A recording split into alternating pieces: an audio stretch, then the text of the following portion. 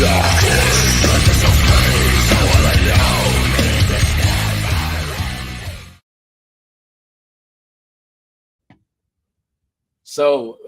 we get a little hard with the come on, but I have to make a huge shout out to one of my buddies, DB Rookie's an author. That's his band Terminal Sun. They did my little intro and love it every time I hear it. I'm so glad to be here. Welcome to Beard of Darkness Book Reviews. This is my second time being live today, and I'm so happy to be back with, well, I'm going to have everybody introduce themselves, but just as a personal note, I'm very honored to be here with you three. I feel like this is a special look into a couple different areas in the literature realm and all that encompasses it as far as what you all do. So starting with Co, going to Chris, and then Amy, will you introduce yourselves and what you do? Okay, well, I'm CB Lansdell, and I work full-time as an illustrator, but I've also been doing quite a bit of writing recently. So I'm the author of the Upper Decker duology, and that's the book we'll be discussing today. All right. Awesome. I'm ChrisTester. I have been an actor first and foremost since about 2008, and then going into voice acting full-time from about 2017, 2018 onwards. And I was fortunate enough to be selected as one of the co-authors on, no pun intended, sorry, Co's book, which was an absolute delight for me, but I'll leave any more of the kind of waxing lyrical for later on. But yes, that's me. All right. Amy.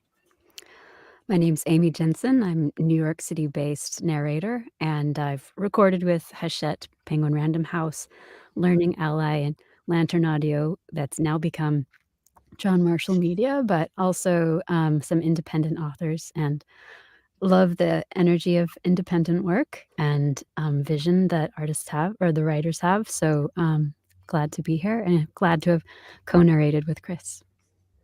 Outstanding. I feel there's so much talent in this one spot, and it's really cool to have, I think, what is going to be a very unique angle. So just we have some wonderful live viewers. Thank you guys for being here. Timothy Wolf, happy Saturday. Tim, round two, brother. Yes, you were here earlier. Wonderful. Awesome. Michael, to Chris, I'm sure you can see that, Chris. Phenomenal TikToks. Oh dear. Okay, yeah. My reputation precedes me a little bit. Yeah. Okay. As it should. You guys are. So I have to say, my wife was walking past, and she's like, "I love his voice. He could put me to sleep." I was like, well, I'm sure that would fall right in with his career. So even when somebody's kind of not even really listening for a lovely voice, it pops out, and I just thought that was a very flattering thing. Well, I mean, I'll take that. It's an interesting. It's kind of like a two-way thing, isn't it? In terms of, and I'm sure Amy would agree as well. In terms of, on the one hand, it's lovely. It's lovely to be told that you've got a wonderful instrument. It's another thing entirely in terms of actually how you use it. And it's an interesting thing for me, without immediately taking off on a tangent, but about the whole what constitutes a beautiful voice, because especially in the UK, for example, there's been, my kind of voice is going out of fashion there. You might not believe that because of the Benedict Cumberbatches and the Tom Hiddlestons of this world, and the various very well established class system that we have here in the UK, which means that people who sound like me should wield power regardless of whether or not we deserve to. But I mean, yeah, it's kind of like a balancing act. And so I think one of the nice things about audiobook work is that you have that opportunity to transform and kind of get away from just doing your own thing as well. But I'll take that. I'll take the compliment. Yeah. And particularly with sci-fi, there's kind of this opening for what is possible in a way, because we build on our background and our knowledge, but it's not as set and as rigid. So I mean, the fact that Chris and I could both narrate something where for the majority of the narration I used my American accent, because I was afraid I would misplace and mispronounce things too much. If I used when I attempted to use my British accent, I really love trying to use it, but it's also not as studied as I think Co's ear for accents is quite good, and Chris obviously has got such skill with that. But yeah, there's that, and it's also I think part of what people are meaning when they say they could listen to fall asleep to you is that there's a warmth there. And for audiobook, when you've got hours, you want someone to feel that kind of level of warmth and like welcome, because otherwise it's not possible.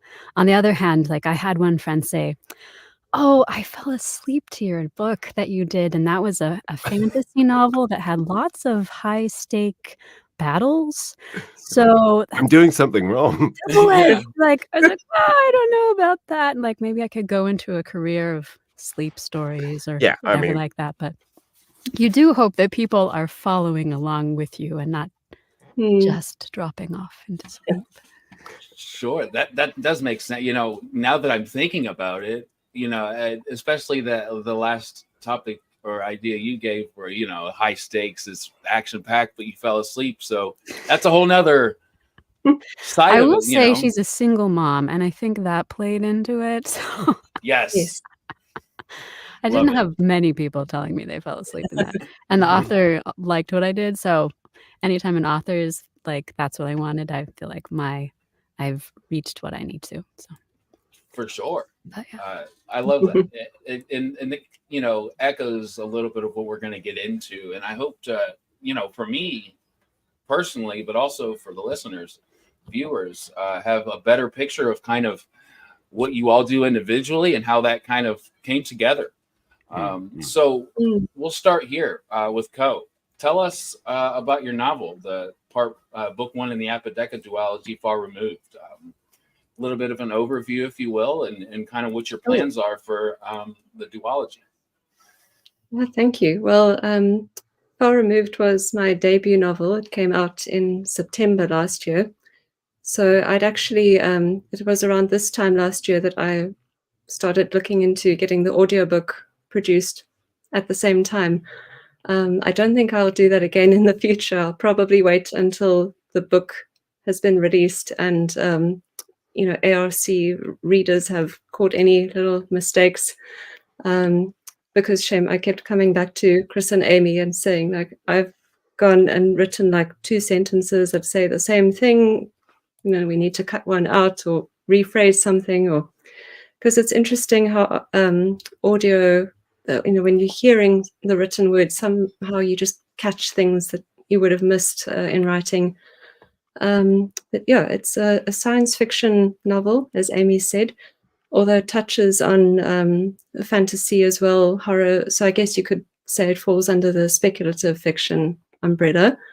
And I just love writing kind of alien worlds. It gives you so much scope to kind of explore themes that just go beyond what is familiar. So none of the characters are human. They're humanoid, but completely new setting, an alien moon. Oh, Tim. Yeah, I've got a novelette that has also come out that's like a prequel to Far Removed. I can talk about that a bit later. Sorry, I did have I do apologize. My stupid mic was muted, so I'm sorry. Go ahead. No, that's fine. So yeah, it deals with a socially stratified society, which actually is why I thought it would be awesome to have Christopher's voice, you know, with the class system, because that plays quite a big part in the story. And you're dealing with 2 very different characters from opposite ends of society. And it was a lot of fun exploring just, you know, initially it seems like there's this chasm between them. And as the plot goes on, you start seeing that there really isn't as much of a gap as you first think. Yeah. So, as far as being an author, how early do you remember? So, I guess we'll start here. I always kind of mix these 2 questions up. When did you first realize that you felt, you know, were in love with literature? And second, when did you know you wanted to write? Well, I think I've always been a storyteller, which is why I got into first graphic design, then illustration specifically. So I usually am working in more like educational material. Hi, Christopher. Hi, sorry, just prove that I'm real and not an AI. Continue, Kate. And I'd been writing like short stories for high school English and that kind of thing, and I did pretty well. But I didn't really consider publishing a novel until I think in my early 30s, because I just thought, I don't know, somehow I didn't feel ready before that. Because when you're writing, you're taking into consideration like a lot of different characters, people who are quite far away from you personality-wise. So yeah, by the time I got to my 30s, I felt I'd experienced life enough that I could actually write characters a bit more convincingly than when I was a bit younger. And I'd just been doing it as a hobby, but this particular story felt like it just kept growing until, yeah, it couldn't even be a graphic novel, which was my original plan. It had to be a full-length novel. That's really interesting, and also really self-aware. What I've been reading probably a tenth of the time than anybody that is on this screen has been reading. I started reading when I was 29. I turned 34 this year. Do the math, it's not been that long. But what I do find so interesting, even in this short amount of time in which I've been talking to lovely individuals such as yourselves, is how early that love kind of sparks an interest, or you start this journey to where ends up, whether it's a graphic novel or a novel or whatever it is for the creative being, Chris, such as, acting, voiceovers, monologues, stuff like that. Whatever that creative outlet is, I really enjoy those foundational moments. So, Ko, again, who were a couple authors that you would kind of throw out there to be especially influential, maybe even in the way that you write, your writing style? Well, I'd say some of the more recent authors would be like Helen Wecker, who wrote The Golem and the Genie, and Erin Morgenstern, who did The Night Circus. And they just have very beautiful, like rich language that they use to describe the worlds that they create. But when I was growing up, it was probably more C.S. Lewis. I actually didn't read much of Tolkien. It was more Lewis. But I'm not very widely read. I know a lot of authors who have been like reading and aspiring, to write full time since they were in pre-primary school. So I'm also like relatively new to the scene. Do you find that is beneficial in what you do, whether it's illustrations or being an author, writing, or do you find that there are certain things that you struggle with? And I'll kind of lead with a something personal. So I think that if I would have started reading a little earlier, my imagination would be, that muscle would have been flexed a little more, creating a better effect. I don't know. In my mind, that's true. Do you have a similar feeling as far as because of you finding this love a little later? Do you struggle, or do you find certain things come easier to you? I'd agree with you. I think you can't go wrong on exposing yourself to as much material as possible and learning from a variety of other authors. So, yeah, I'd say a lot of reviewers have the upper hand over many authors because they are usually very well read, and they can pick out tropes that have been overused, or areas where your writing is showing little weaknesses. But it's good to actually to feel that you don't have to reach a level of perfection before you start producing material yourself, because otherwise you could be sitting on the fence indefinitely. And I know some excellent writers who haven't yet put their work out there because of that fear. So you keep learning. So some of us may only start entering into that like in 30s, 40s, 50s. Some people may have known from childhood already that that's what they want to do. So it's quite encouraging, really, that there's no like cap, there's no time limit. Yes, I love those points. Absolutely. In fact, I feel even more passionately about it after you saying that, because I don't feel so bad about it now, right? Oh, that's So good. yeah, absolutely. And it's kind of a different perspective. So Chris and Yeah. Amy, this is towards you wonderful, lovely people down below. Chris, we'll go with you first. How does the process of, well, to be honest with you, I don't know the actual question specifically. How do you find out that you're going to, do you choose the book that you're going to narrate, or does the company choose it? So kind of go with how that I starts. mean, to me, I think I can maybe defer to Amy for a more kind of experienced view, because I'm a relative newbie in the audiobook sphere. Far Removed, I think, was the second ever book that I narrated. So, and it was my first ever kind of like dual narration as well. And I mean, for me, it was because I'd reached out to Kevin Stillwell at Lantern Audio, and one of the ways that us voice actors get jobs is cultivating relationships with those people who offer those kind of services to authors. So, you know, production houses, publishers, and so I've been starting to do that, and Kevin was one of those ones. And off the back of that, I got an audition, and I think that was the first full chapter, or an excerpt, like the first 8 to 10 pages of the first kind of like chapter. So you get a sense of what the book is, and also whether or not you feel suitable for it, and whether you would like to do it. And Far Removed kind of like jumped out to me, because I was like, oh god, I do want to do it. Because there had been a couple which had been suggested where I was like, I'm busy. And maybe I was, and maybe I wasn't. I can't say. Because it is, yeah. I mean, it's such a big commitment. It's one thing to do a little corporate voiceover, and it's 3 minutes of your life, and you're done. And you take the money and you run away, or you don't. You just stay in your padded cell. But with an audiobook, you know, if you don't like it, I think it's much more difficult to fake that. So yeah, and then off of the back of that, was fortunate enough to be cast, and then there's the whole basically the producer, it kind of functions as the main kind of like focus point.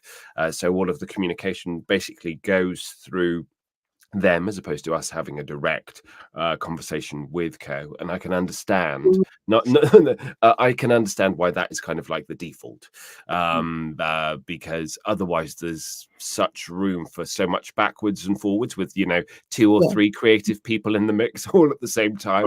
And it's kind of like, at the same time, shit needs to get recorded, stuff needs to be done, that things need to move on ahead, because this is not the only thing that everybody is doing as well. And as much as it would be wonderful to play around and explore with different characters until the cows come home, it's literally not kind of feasible. So Kevin hit that balance. I mean, I and Amy did have a kind of a Zoom meeting ourselves, because we felt it pretty essential that we did, even if just to go like, how the hell are we gonna, what, you know, where are we gonna even start with the voices? But thankfully it was not Amy's first rodeo, so she was able to kind of like take the initiative in that, for which I'm incredibly grateful. So that's my perspective. That's amazing. Timothy Wolf down here, I'll get your question here in just a minute. We're going to go to Amy and kind of get the same question, and then I'll go over to your question, Timothy. So Amy, talk about this experience, or if this isn't the typical experience, or I guess you kind of understand what I'm asking. Like, is this, how do you get involved in a book? Do you work for one company, or do you choose the book? This is hard for me to ask, because I really don't know a good way to ask it.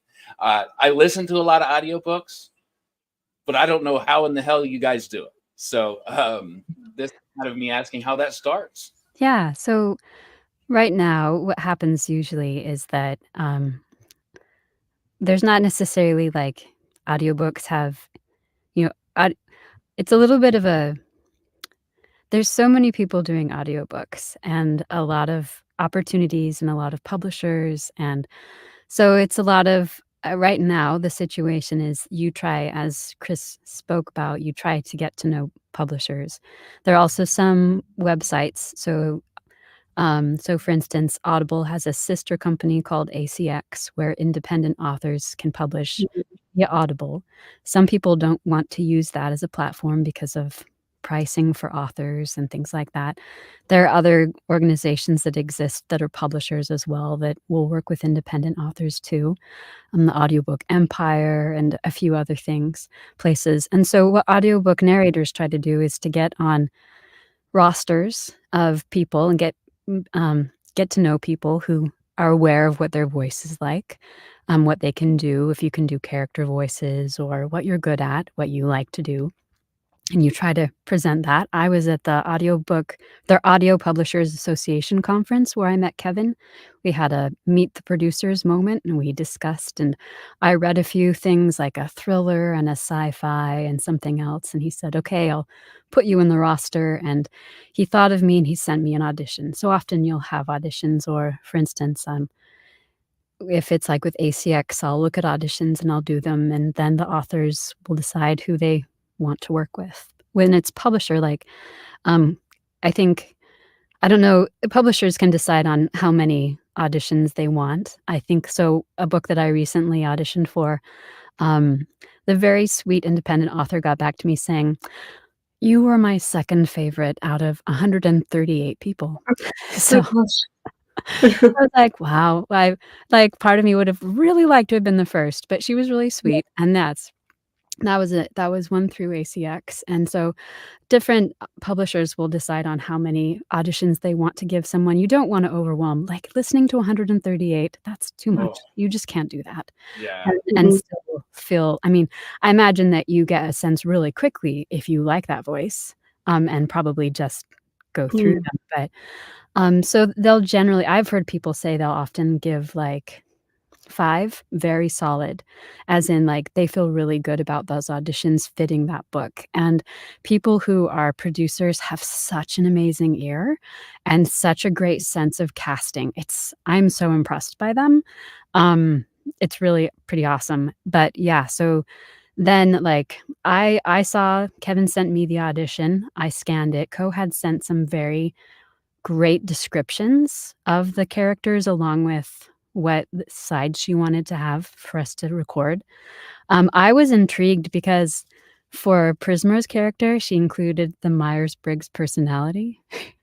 And I guess this is maybe like, I was really intrigued because I know this particular personality quite well. In fact, someone stopped dating me because of this Myers-Briggs personality. And it's typically not the one that like, it has not as much necessarily overt emotion. And I think a lot of female characters are supposed to have so much emotion and energy, and they just love things so much. And sometimes that element of charisma and extroversion is like what really fuels a story. And so I was fascinated to be like, what is this story going to be like that deals with someone that's quieter and more contained and also very artistic and like creative? So I was really intrigued by what that would be, and also felt like, I think I know this character. So I was super excited by that. And like she had great descriptions about accents and things that she wanted. I had some limitations in that. Like I don't have great distinctions between northern and southern accents in the UK. And there were even some like very specific, like, what about this city? And I was like, that's not me at this moment. I would love to be able to do that. Like when I was growing up, I would watch Kenneth Branagh, and then afterwards I would try to speak with my British accent. My sister would say, "You don't sound anything like that at all." And like, "Your British accent is terrible." And I would feel so bad because I Like think any good sister would say. well, she'd been there, so she had much more authenticity. But I think as an American, there's often this sense of like, well, British accent is just really charming and It is. sophisticated and sexy often. And so it's like, that will be fun to play with if that's a possibility. And then I don't know how many Co had to choose between. But then, yeah, it was cool to get the, okay, this is what you're going to do. And because they do have a very specific time frame, because in which they needed it recorded. And Chris was going on vacation, so I went ahead and started on stuff, and so I could give him, in the process of recording, I guess we should say, there's, I think, Far Removed is over 9 hours for every hour of audio, because you need to read the text, and you need to record the text and correct the text. It can be anywhere between spending, I mean, if you're amazing, maybe you spend 2 hours of work for 1 hour of audiobook. But Oh, for wow. most humans, you are spending 3 to 4, depending. And so Well, it's a lot of time. And so the idea of, like, you kind of have to really understand all of your touch points, all the things that are really key, and then just go for it, because otherwise you could spend so much time. It would be nice in some ways to be able to have directed moments, but that could just spiral. There's so many interpretations and possibilities in a novel. And so sometimes it's hard as the actor, knowing, like, well, and I could have done something else, but you just, like, make choices and that you feel are super informed by what they've given you. And then we record, and then I make corrections too, because even when you are absolutely trying your best, you will not say all the words correctly. You will make mistakes. And so I would have to make corrections, and then co-listened to it. And if there were things like I had some words that I had to fix, that I didn't stay consistent over the book, so I needed to record those over again.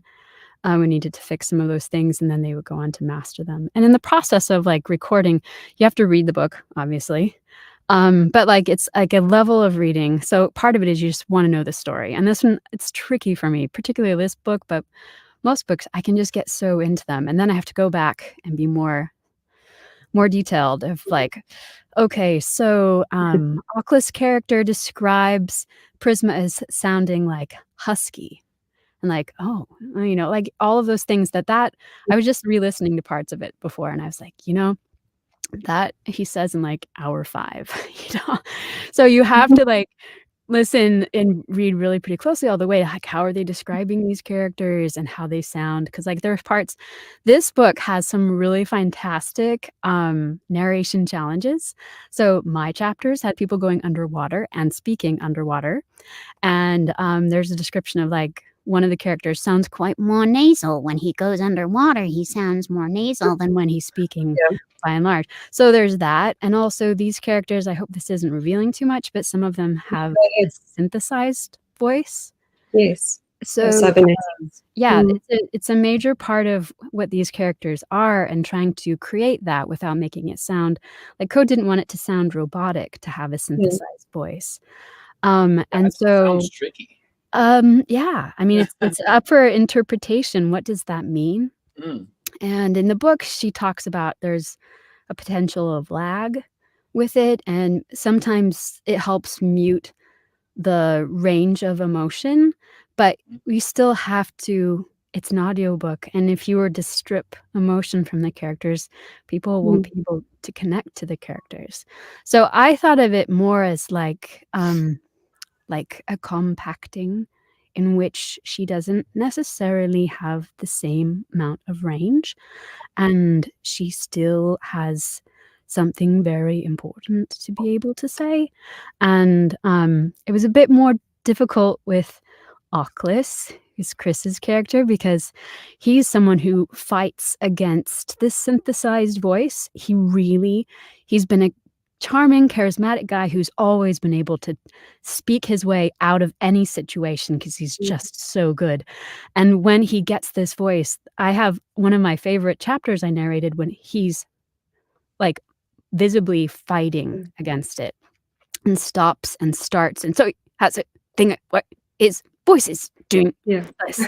And he's so frustrated because that is not who he's been his entire life, and trying to find, well, like, he works on it a lot so that it becomes more smooth, but there's always, like, oh, is is it too smooth? Can people still tell? But we're audiobook narrators, and luckily people like embrace the illusion, like, come along with us. We're telling the story. You know that we're humans and we don't have synthesized voices. So, yeah, there's that level. And I guess, yeah, we have to read it. We have to be aware of pronunciations. The first actual kind of meeting with Ko is that Chris and I both got a lovely recording of her pronouncing lots of words, because this is a world that has many words that are not. Thoughtful. Yeah. And so we got to hear how she wanted those words narrated. So we had to have that, and we had to have like for characters, I often will have certain anchor lines that feel really key to who that character is, so that when I come back to a chapter, I listen to that little file so that I can kind of ground myself again, because it's really easy over the course of many hours to slide a little bit. It's really hard not to. I shared some of those files with Chris, of things You that did. This was all stuff that me as a newbie as well, I was so grateful for, because no one teaches you this. Well, or unless you pay for a course, or you've gone like, I'm going to be an audiobook narrator. Amy's this dropping, is how you do it. You know? Yeah, Amy's dropping gold over here. Yeah. Well, I love is that Chris didn't say this was only his second book, because like you just have to just jump in and be Chris professional. keeps that sense of confidence with him. I can see that. Yeah, I was just bullshitting. Like, yeah, that's fine. You make decisions. I'm fine here. You go bold, make decisions. But yeah, there are some practical things to do, but also like he has such facility with characters and everything that he needed to, that just the mechanics of it is really not hard. We had the discussion about characters because one of your questions is it hard to have a dual? This book is called Dual Narration, where I narrate all of the chapters from Prismo's perspective and Chris does all of Oclus's. So there's the challenge of we're narrating each other's characters and other characters, and can we have enough of it? Like, there's no way I can replicate Chrissy's fantastic voice. I can really try. And vice versa. And then also there are, unfortunately, all these other characters in the universe as well. Yeah. So. But you need to capture something enough of their energy that people are willing. I mean, because of Ko's writing, you know which characters they are because we say them and things like that. But can you still feel like it would be really weird if I did a character like this and then like Chris didn't do something like that. People be like, wait a minute, what? Yeah. You don't want anyone to question it, to just kind of like follow the story, because that's the focus. The story is the focus, not our choices. But I think this is where it's like some people kind of get kind of foggy. That's part of the appeal of having a human narrator that's guiding you through the story as well. It's that warm voice, that nice sounding voice, whatever, that is guiding you through, kind of to help your own imagination visualize and see. Which is why I'd say that it's a different thing if you do, like, we have a narrator and then different actors play every single different part. That's a different beast, and it works on an audience's imagination in a different way. Whereas I think some people are amazing at it. They can completely transform their voice into 12, 50 different characters entirely. But that can also be quite jarring. As well, because there's no the focus then becomes on the technique and not the actual emotional story and the beats that are being told. So listening back to the book, one of the nice things about it is that you do see these different perspectives through different filters, and so therefore kind of the form becomes the message to a degree, and that really kind of like lends itself. And whereas that was innately in the book that Ko wrote, the form of interpretation in the audiobook really suits that as well, because you're getting a little bit more of Oclus's kind of like take on these kind of characters and how they're registered and vice versa. And also I think it's great because I think like chapters that I narrated, from Prisma's perspective, her world was kind of more limited versus Oclus's. He traveled, he heard about things, he knew things, he was aware of technology that's going on. So each character has, versus my character was intrigued by looking and exploring into things that were forgotten and things that are unnoticed. And her creativity is in seeing her world with attention, like bringing attention and care to what other people disregard. And so it was nice that there was that difference, and also very much class distinctions between the two characters and how they were treated and their backstories as well. I am loving this. Like, I'm sitting just here listening. Like, there could totally be, and this is probably me just being an ignorant audiobook listener, like the audiobook theory. Like we could have like the master class. We could have, I don't know. You guys are doing a wonderful job yourself, just bringing all these different. I always call them little nuggets of gold. Is kind of what I say. That's the only way I can put it. It's like those insider tips, those insider perspectives, if you will. Amy and Chris, you brought this and co. It's fascinating. Like it's exactly why I started this channel. It's like, sure, I love to read. Sure, I love to hear from authors, but I also really enjoy hearing all of these. Just, I don't know. I feel like I'm lucky to find out all of these little nuances that you experience as individuals through the roles that you play and bringing.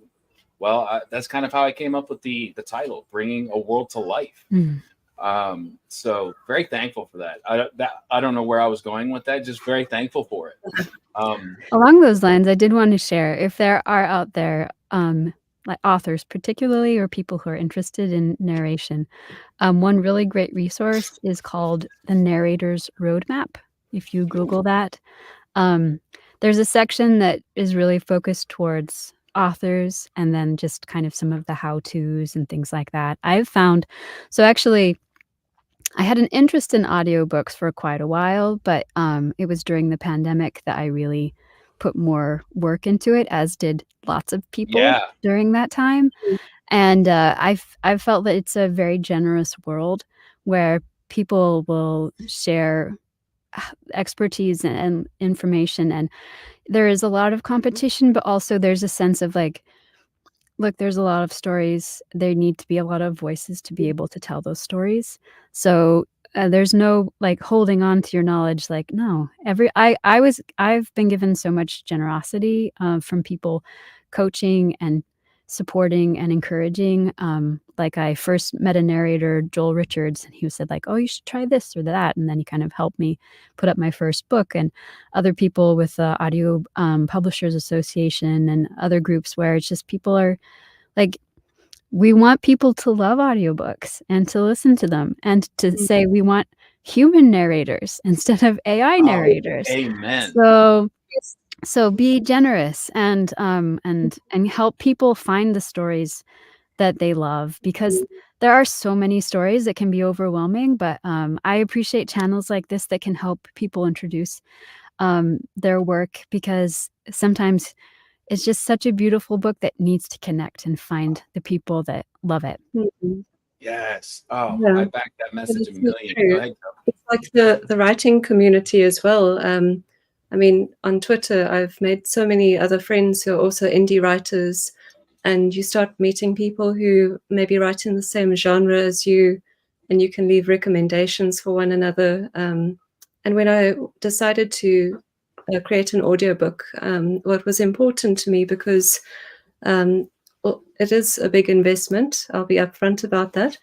But I mean, I couldn't go through ACX in South Africa because they don't service this country. And when I'd heard about Lantern Audio, I just thought it would be so awesome to collaborate with a group. And Kevin was wonderful in hosting the auditions. And I did get sent about 6 auditions for both Oculus and Prisma. And I thought it would be difficult choosing, but really both Chris and Amy jumped out immediately. I think Kevin had already done a lot of the work, and the other narrators were excellent. But sometimes you just know who's the perfect fit for your characters. And I could trust them both with each character to make choices on my behalf, because I didn't want to be like looking over their shoulder and second guessing them and, interfering. I actually wanted them to take the story and get their own understanding of the characters and then just go for it. I love that. And I have to tell this really quick story because Chris, I had watched a bunch of your videos and I had already listened to this audiobook, man. And I had reached out to you on Twitter, and I know that you're not like super big on the messages there. And she, Co, had gotten me, this idea of bringing you guys on. And I'm like, okay, who are the narrators? Come to find out, Chris, you're one, Amy, you're the other. And I had been interested in talking to you both. So it was just kind of this like full circle thing. So it's weird how things work out is all I'm kind of saying. It's really cool how having the opportunity to talk to you both is something that I had already been wanting to do. So I thought that was a really funny story. It's just a small world. My interests were there. And then this opportunity arises, boom. It all just kind of works out. It is. I'm going to get to Timothy's question. So this is to Chris. How is your mindset narrating difficult scenes? When your character is suffering, is it an uncomfortable feeling or just business as usual? Yeah. So sorry, no, go on. No, I'll let you answer, but I know this chapter. Chapter 13. I'm very familiar with that chapter. I think you've got to be aware. I mean, obviously, you've got to be kind of like it's something that's traumatic for the character. You need to honor that in some way. And at the same time, it's knowing where to pitch it emotionally in terms of the arc of the whole book. So what if the chapters leading to a particular event that happens in Far Removed, there's an awful lot of lead up and suspense of what exactly is this going to be? How is this going to come on? There are multiple occasions where maybe he's going to get away. Maybe he's going to, which are kind of dangled, and then it doesn't happen. And at the same time, there's the risk of the way you emphasize on certain things can color a listener's interpretation. If you emphasize the details in a particular way or in a particular tone, then it can start feeling a little bit kind of like off. So I kind of like honoring that balancing act. It's not a usual day. There is no usual day for any of the narration, because I think people sometimes think that when we go into third person, when we're not speaking as a character, that therefore we're just kind of reporting what's going on and what's kind of like happening, and that's really kind of not the case. Even when you're not speaking as the kind of like character, the narrator is a character. The narrator has an opinion on what they're communicating all the way kind of through, without kind of getting straight back onto the AI thing, but just to kind of acknowledge it. There's a cognition element that has to be there. So you need to know what the why is this scene, with a traumatic scene, why is this scene justified? Why does this scene resonate beyond the horror of like, of the actual kind of like events? And because it's really not a book that is marketing itself for that kind of audience, on people who want to see just that kind of stuff, Right. So I think for that, that's when the preparation, on the one hand, as what Amy said, is that we try to read the book as few times as we possibly can, because otherwise because with each read it becomes less financially viable, quite simply, straightforwardly. But at the same time, this is exactly the arc where you need to shape things, because immediately after this thing happens to Oculus, then the next couple of chapters afterwards, there's a huge rhythmic shift, because so much has radically kind of changed for it. So it's actually quite a technical thing that I kind of find. Yes, you've got to imbue it with the emotion when the characters are speaking, But I think you've got to be very technically aware when you're the narrator at the same time, playing as a character, playing as it active, so that the energy doesn't drop between all of these huge significant things that are kind of like going on at the same time, but you're making sure that you're doing justice to the whole arc of the overall story at the same time. Yeah. Oh yeah, man. So not having any idea what I would be Well, Amy. talking about, that's amazing. I want to also say that there's an element, is particularly with really key scenes, even if there may be a sense of like a high tension, that in narration you also have to be, it's almost like there's a sense of like, oh, you know, like you could go faster in a way, because of the energy of the scene, but you almost have to really push against that, because it's a narration. However we read it, we are guiding the listener through all of these images, and they need, particularly in key scenes, to be very clear, so that because this impacts the whole rest of the book. And so Chris does a great job of helping all those images, all those moments to be there, so that you can follow along with it, because it's really those ones you kind of, it's not like you're slowing down time, but you really kind of, in a way, are. You create the pace and the tempo, and it has to be slow enough that everyone's catching what's going on, even if they're listening at 1.25 or 1.5. Like, you still have to give it that level of gravity and time, so that ideally it will really mark itself. That moment's important. That's wonderful. And I have to say, I'm a guy that does listen at not a crazy fast. I hear people, look, I don't even know if I believe them. They're like, I listen at 2.0, and I'm like, come on. Like, now maybe that's just me. Maybe my brain doesn't work that fast, but like after 1.5, it gets hard to feel those. Your voice nuances. changes also. It starts to get a little bit higher. Yeah. Chipmunks effect. And I think that my favorite thing to do is, well, they're equally my favorite. I love an audiobook by itself, but I really love an audiobook while I'm reading the words. It gives it a depth, if you will. Certainly helps with this book in particular, having like the glossary available. I've put it up on my website too for that reason, because obviously they can't go through the whole glossary, pronouncing everything.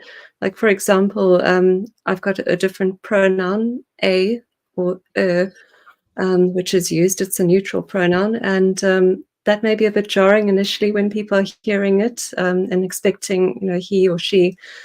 So yeah, there are definitely a lot of instances like that as well, where if you've got a copy of the book in writing and you can follow along, then it is a big help.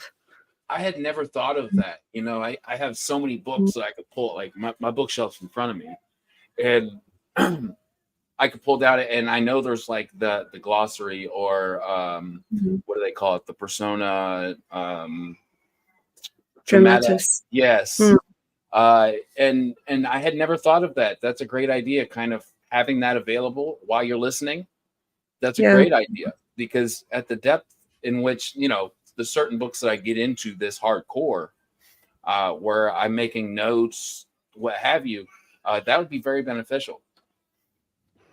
There's also a map in the book, which I didn't realize existed until after I got the book. And I thought,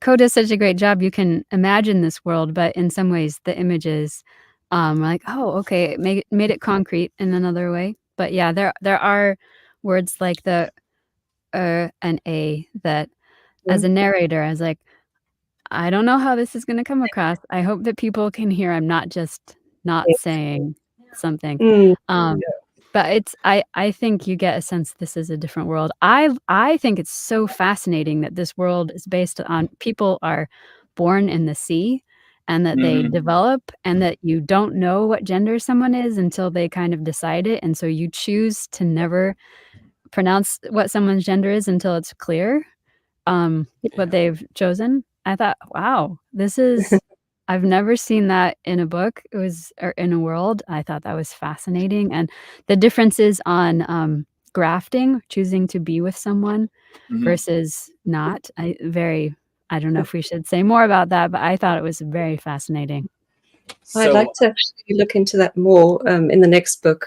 Yeah, I'm touching on a lot of these, the origins of naiads, how their relationships work, more about their culture. Yeah, it's a lot of fun. I think that's part of, just from talking to authors. And of course, you may hear a cry or two. We've got 4 little babies.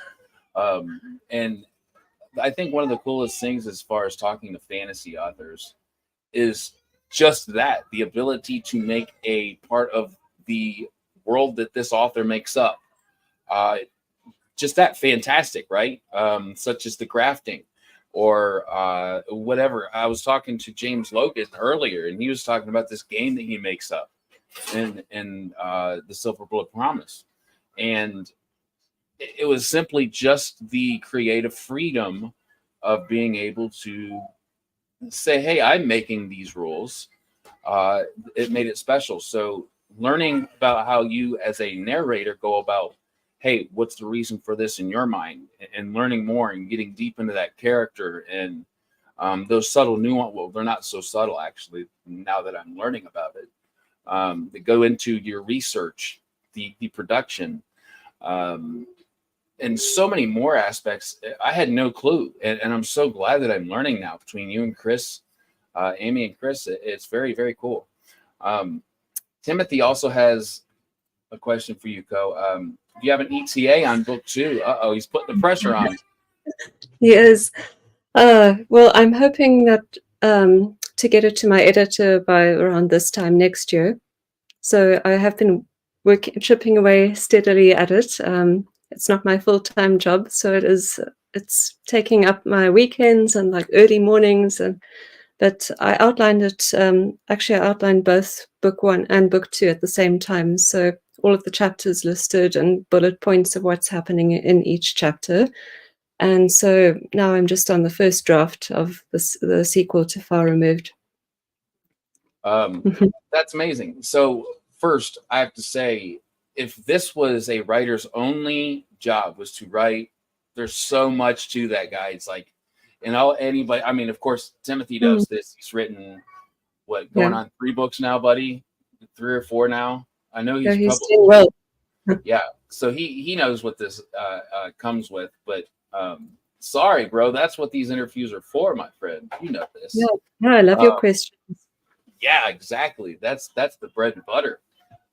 So I was wondering, John A. Douglas, my good buddy, brings up a wonderful point. Do you know any more about kind of what Brandon Sanderson brought up as far as art, Audible and giving more to the author? Does anybody have any more inside information on that?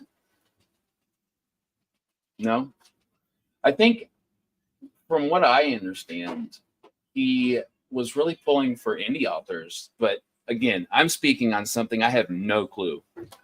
So we'll move past that one. I mean, I can say, like, in general, what happens is that if you do a book through ACX with an independent author, that generally, because they market it and put it out and do all of that stuff on your behalf, and they are the vehicle that has all of your chapters and everything, they, at this point, have, like, different options, but one of, like, typically take about 60%. And that will differ probably for higher level authors. An author can decide to either do a royalty share where they're going to share their 40%, so then they get 20 and the narrator gets 20, or they can just pay the narrator full out. But I haven't yet heard what those will be for authors, if that will switch, if they'll be closer to like 50%, or I have no idea what that is yet. I also am just a narrator, so I don't get any news about that. There's things with Audible that was like, oh, Audible has a sale on. Like, I don't control any of the prices. Yeah, I mean, it's just like, oh. One project that I've worked on, I've also kind of like helped with the production side of it. So taking someone's title, you know, recording it, mastering it, all of that kind of stuff, but then actually in the distribution side. And the writer that I was working with, it was for a non-fiction title, but because of the amount of control that you're signing away, specifically with Audible, the fact that at any point they can do a sale and you can't choose. You can't say, I don't want my book to ever be on sale, or suddenly it's $5.99 or $1.99 or $0.99 or whatever, or all of those kind of things was just anathema. But obviously they've got the monopoly because they've got that marketplace. So it's so they wield that. Whereas there are other places that people can go where it's obviously a much better deal, but the ramifications of that as a result of not having your books as easily accessible, to have it on the app that most people have on their phone and all of those kind of things. It's it's something that you've got to try and push against. But you know, awareness is the first is the first key kind of thing, and people being frank about the conversations with it. I mean, even in terms of something with ACX or whatever, for example, I've never touched ACX because in my voice acting career, I've come to audiobooks late as opposed to very early. And quite often people either start with the audiobooks and they do loads of royalty shares and that kind of stuff to kind of get their experience on the job and then kind of transition. Whereas I was like, I can't afford to do audiobooks. I need to pay rent. So I'm just not going to touch them. And my flip side is that with my relationship with Lantern Audio being the one exception to that, I've never gone to a publisher and gone, I want to be a audiobook narrator. This is all because of social media stuff. And because of social media stuff, I basically make up a rate and go, this is what I can financially do. And that means the whole thing is very, very different as well. But the nice thing about that is that I can, as well as, I get paid money. That's nice. But the other nice thing about that is that you can actually have honest conversations about the distribution and,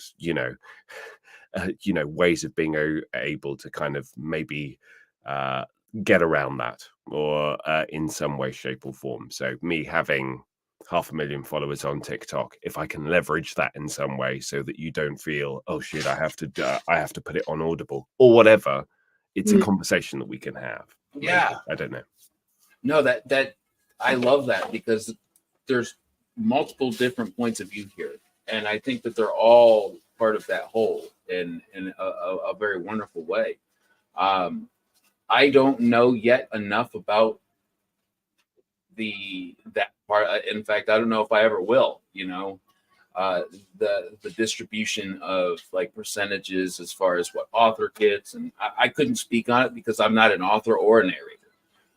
But what is very fascinating to me is the different points of view in which, your guys' experience kind of tells and shows me and the viewers.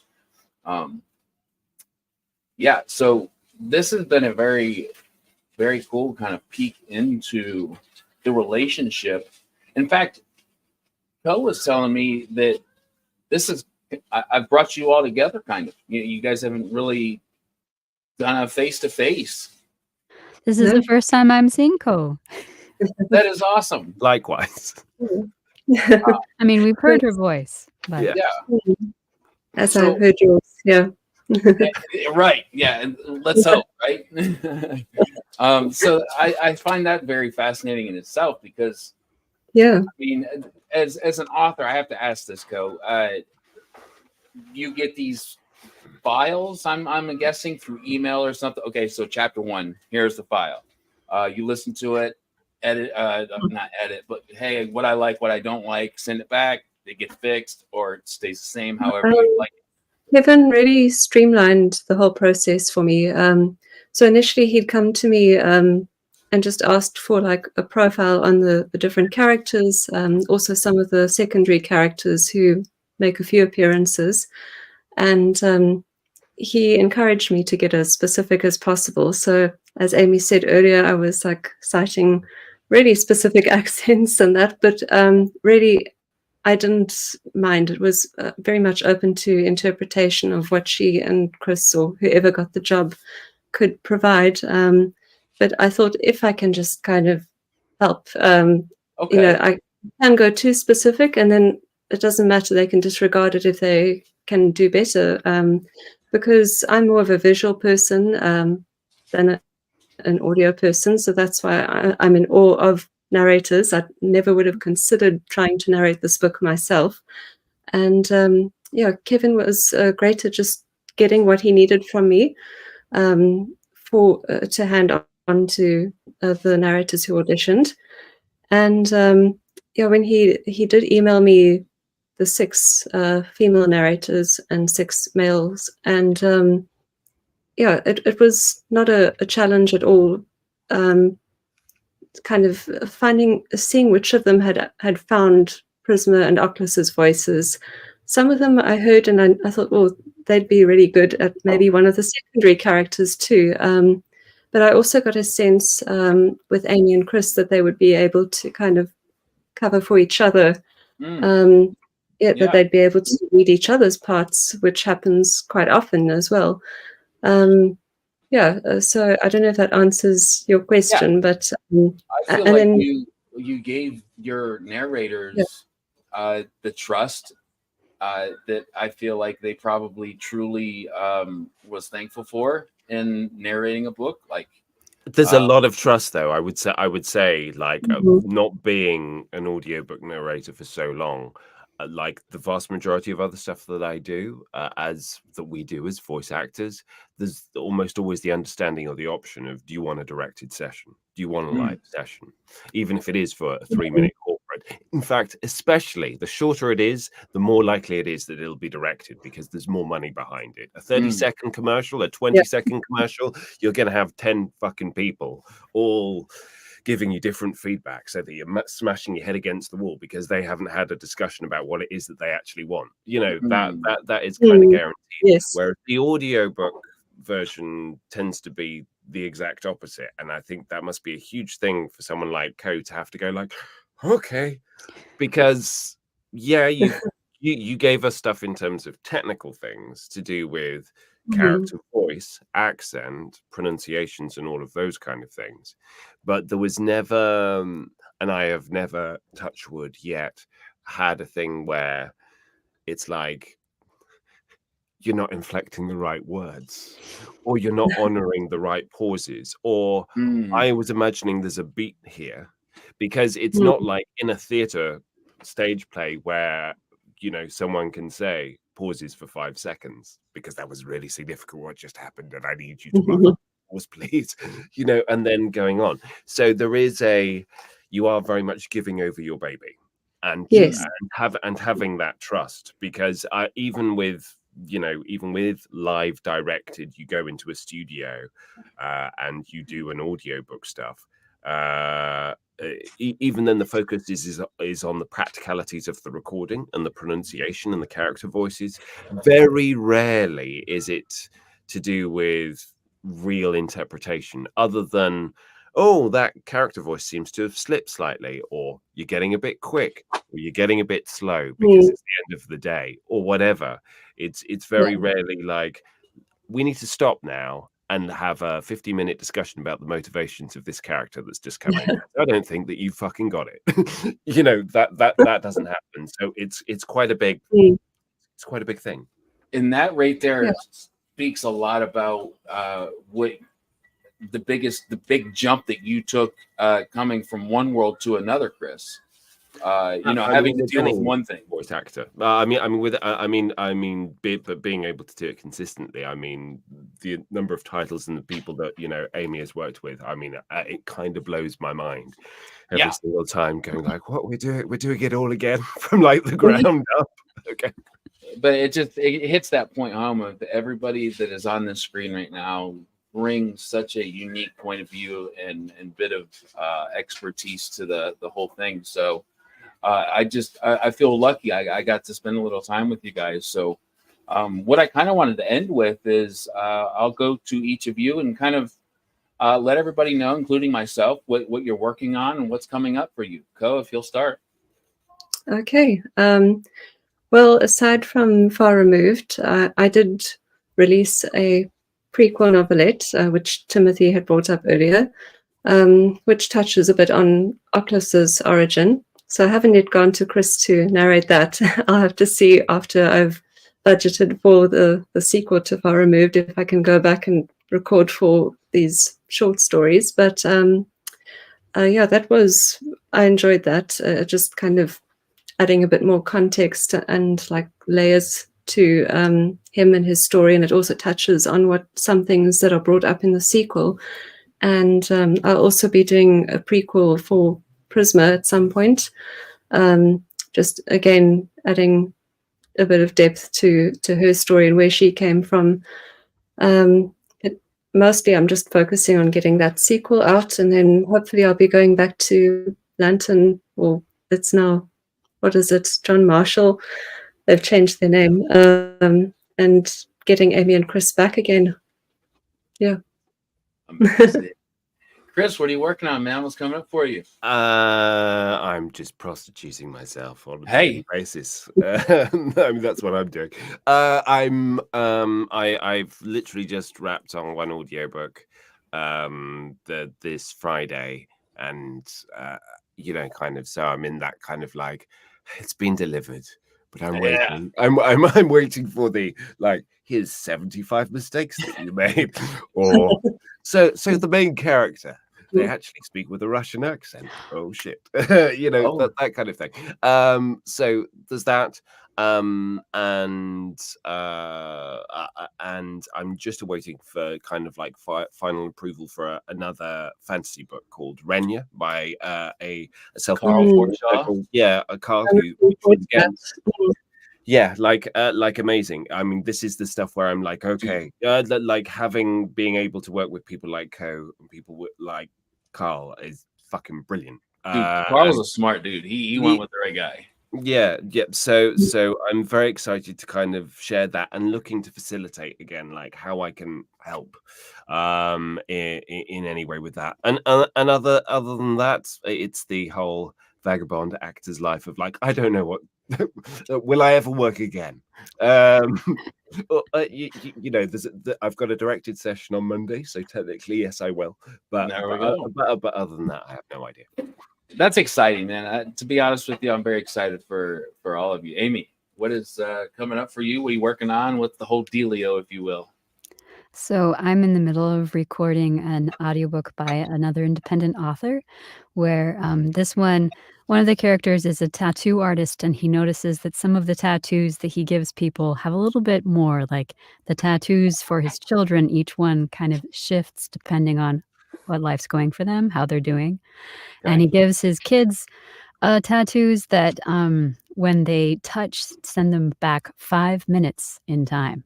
Wow. Why is 5 minutes going to be important to them? You will see. We'll find out. In Maryland, women's fiction with this magical realism. I've narrated for this author before. And it's kind of funny in a way, like this will be my 11th book that is available, like out for people to purchase or whatever. Mm-hmm. So I might have more experience in some ways, but I'm still developing my career. So still trying to make friends with publishers, make friends with writers who would like to make their work become an audiobook, and look into more things. I might also, I've long time wanted to produce my own production of Winnie the Pooh. It's out and available. So you can do something like that. And Winnie the Pooh sings a lot. I don't think people realize that. And it's kind of fun to just make up those songs because nobody cares or knows about them. And I released that kind of along the lines of hoping to break down, encouraging just more people to read aloud. Like obviously narrators get to have the joy of reading out loud, but parents, teachers, librarians, and kids, like reading aloud is such a great way to experience a book. And things like Jane Austen actually read her books out loud when she was writing them. Like who was saying, like it's a way to experience your work in a really beautiful way. So trying to figure out some of those things too. Awesome. So Co, very much looking forward to anything else you put out. I'm a fan. Chris, same thing, man. Love what you've done. Love what you're going to do. I know it. And Amy, same. So one of, I have to say, this word has been going through my mind the whole time we've talked. So I want to just say it out loud. All three of you have given me such a nice, healthy dose of humility. You all are so respectful. You are so appreciative of each other in the process, and have looked out for each other. And that's my feeling coming to an end here. So I just wanted to let you guys know that is the overall feeling I get from all three of you. So Well, thank you, Matthew. Chris. Oh, thank you guys. Chris, and Amy, thank you so much for letting me spend some time with you all. It's been a real joy, and I hope to have you all back on the channel very soon. So I'll be reaching out. So thank you again. Thank you. Okay. Thanks so much. Bye. Bye, guys. Bye. Bye.